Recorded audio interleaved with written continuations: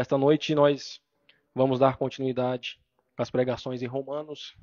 O pastor Júnior vai trazer a sequência da carta. E nós vamos falar de um tema que é um tema muito recorrente, é um tema muito falado, muito pregado dentro da igreja.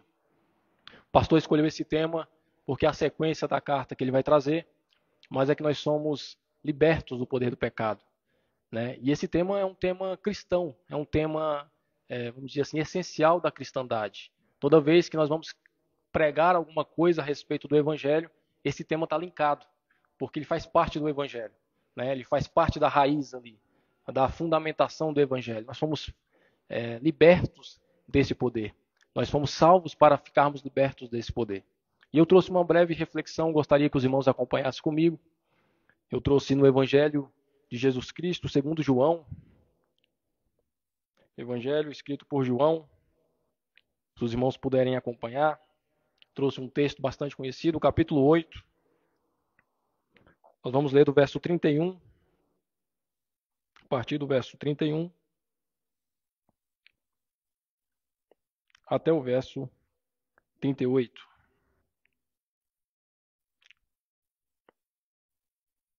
Verso 31 ao verso 38. Amém? Passagem bastante conhecida, muito estudada. Palavras do nosso Senhor e Salvador Jesus Cristo. E para nós falarmos aqui dessa passagem, um breve contexto, o apóstolo João, aquele apóstolo amado, né, que escreveu as primeira, segunda e terceira carta de João, escreveu Apocalipse. Ele escreve ali dentro do primeiro século. E ele escreve um evangelho diferente dos outros três. Os outros três são sinóticos, né? São na mesma perspectiva diferente, relatando as mesmas coisas. E ele traz um evangelho considerado um evangelho divino, né? Alguns teólogos dizem que os três evangelhos é escrito de cima para baixo, ou seja, da visão do homem para Deus, e esse evangelho aqui, ele é um evangelho que mostra muito a deidade do Senhor Jesus, a divindade de Cristo. Então ele é escrito de cima para baixo. Ele é um evangelho que mostra do início ao fim que Jesus ele é Deus. E a gente vê nos primeiros versos, no capítulo 1, ele fazendo correlação ali com Gênesis, né? A mesma coisa do princípio, Deus criou o céu e a terra.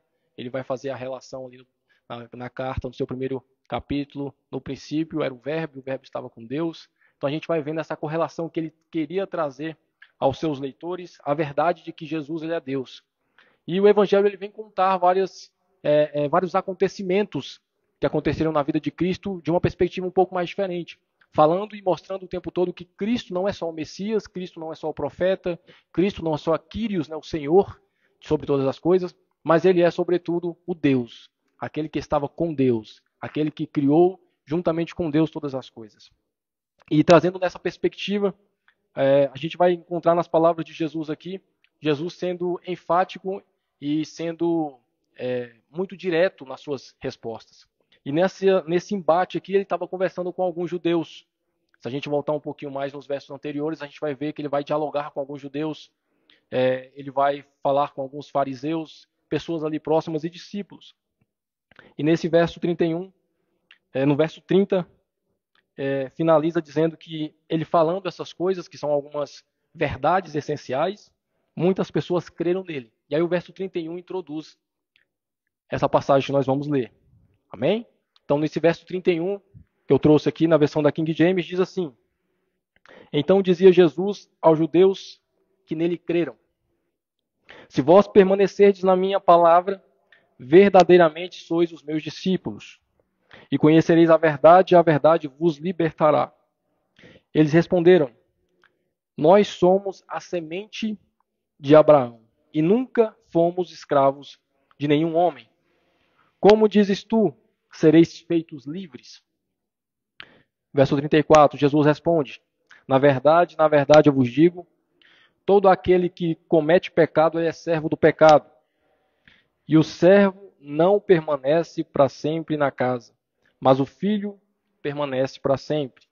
Se, pois, o filho vos libertar, verdadeiramente sereis livres. E eu sei que sois semente de Abraão. Contudo, procurais matar-me, porque a minha palavra não encontra lugar em vós. Eu falo do que eu vi com meu pai, e vós fazeis o que vistes com vosso pai. Amém? O tema dessa noite é um tema ligado à libertação do poder do pecado. O poder que Cristo nos dá através da fé nele. E esse tema está muito conectado, como eu disse no início, ao Evangelho. Porque se o Evangelho ele não é real, então nós estamos mortos. Se aquilo que Cristo prometeu não for verdade, então cada um de nós não temos a capacidade, através do Espírito Santo, de resistir ao mal, de combater o pecado, né? De se sair vencedor na luta contra a sua própria carne, contra a sua própria mentalidade, contra os seus próprios instintos. E aqui é tão real essa verdade que o próprio Cristo diz da sua própria boca. Né? E eu acho interessante esse verso, porque esse verso ele traz algumas verdades fundamentais que nós, como cristãos, precisamos ter no nosso coração. E não só para pregar, não só para falar, mas principalmente para o nosso dia a dia, né? Para a nossa vida diária. No verso 31 ele vai dizer: se vós permanecerdes na minha palavra, verdadeiramente sois os meus discípulos. Ele está dizendo isso a quem? Aquelas pessoas que creram nele. Mas perceba, irmãos, eu acho interessante que essa crença, né, que ele estava trazendo no embate anterior, essa crença ela não vem acompanhada de toda a verdade. É isso que nós precisamos entender, o primeiro ponto. Por quê? Porque essas pessoas elas creram em Cristo, a Bíblia é clara, porém eles tinham dúvida. Eles não entendiam completamente a pessoa, ou a fé, ou a verdade naquilo que eles criam.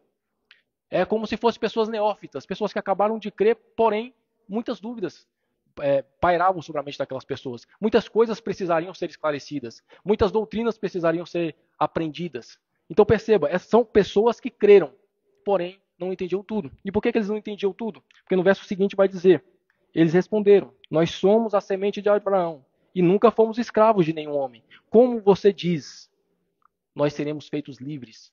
Ou seja, eles creram em Cristo Jesus, mas não estavam entendendo esse conhecimento, né? Essa palavra espiritual que Jesus estava passando para eles. E Jesus disse, vós permanecedes na minha palavra. O que isso significa? Significa que a crença não é somente dizer. A crença não é somente falar. A crença não é somente professar, né? E muitas pessoas hoje em dia entendem dessa forma. Muitas pessoas pegam aquele texto bíblico que fala que se você confessar com a sua boca e você crer no seu coração, você está salvo.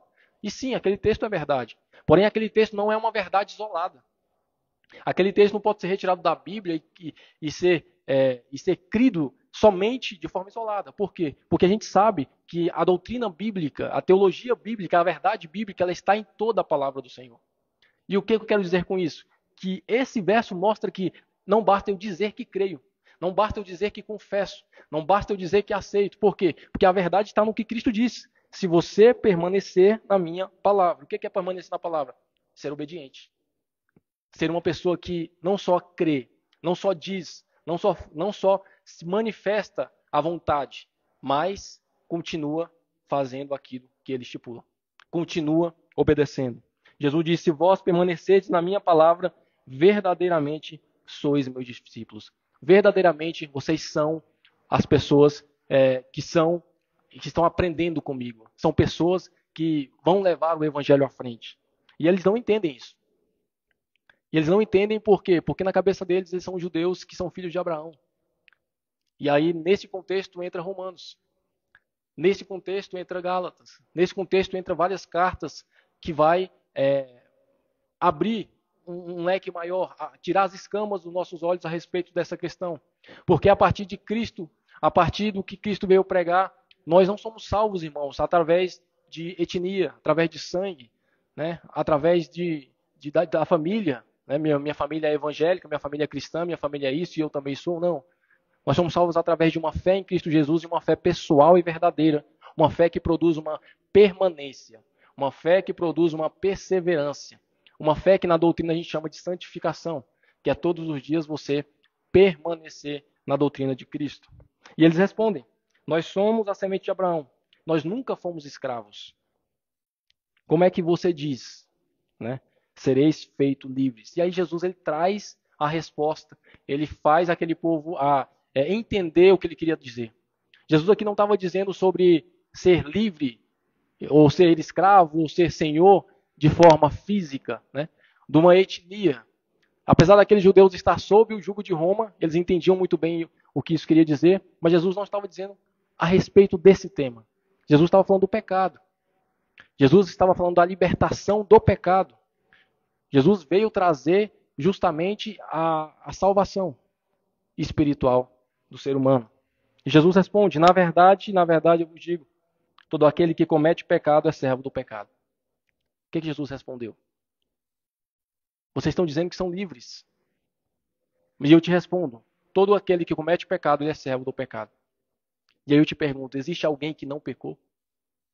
Como diz Romanos, todos pecaram, todos extraviaram, todos se desviaram, todos estão sob a ira de Deus. Por quê? Porque todos nós pecamos. Não existe uma pessoa que tenha vindo sobre a terra e que não tenha pecado a não ser o próprio Cristo Jesus, o único santo. E aí Jesus faz essa pergunta. Todo aquele que comete pecado, pergunta não, uma afirmação. Todo aquele que comete pecado, ele é servo do pecado. E ele continua, e o servo não permanece para sempre na casa, mas o filho permanece para sempre. O que ele quis dizer com isso? Aqui alguns estudiosos vai dizer que ele vai fazer o link entre a palavra espiritual que ele quer trazer com o entendimento judaico de servidão, realmente. Né, de ser preso, daquele que não tem autoridade na família, aquela pessoa que é separada, que não tem o sangue da família. E Jesus está dizendo exatamente isso. Aquele que é servo, ele não vai permanecer para sempre na casa. Por quê? Porque haverá um dia que ele será julgado. Haverá um dia que ele será separado. Haverá um dia que haverá uma separação daqueles que são filhos de Deus com aqueles que são servos do pecado. Daqueles que são filhos de Deus com aqueles que são filhos do diabo. Porque é assim que a Bíblia chama aqueles que não são filhos de Deus. É assim que o próprio Cristo chama. Vocês têm como pai o diabo. É assim que a Bíblia chama aqueles que não creem em Jesus Cristo. Então perceba, Jesus começa a trazer a verdade para essas pessoas, mostrando que ele veio libertar o ser humano do pecado. Ele não veio te libertar da pobreza, né? Ele não veio te libertar de doenças, ele não veio te libertar de qualquer outro mal que você possa imaginar. Se ele quiser, ele faz isso. Né? Como nós ouvimos no louvor, se ele faz ou ele não faz, ele é Deus, ele vai continuar sendo Deus. Mas ele não veio para isso. Isso é consequência da vontade de Deus para alguns filhos. Ele veio libertar o ser humano do poder do pecado. E ele não veio tentar, ele veio fazer. Ele não veio somente tentar salvar.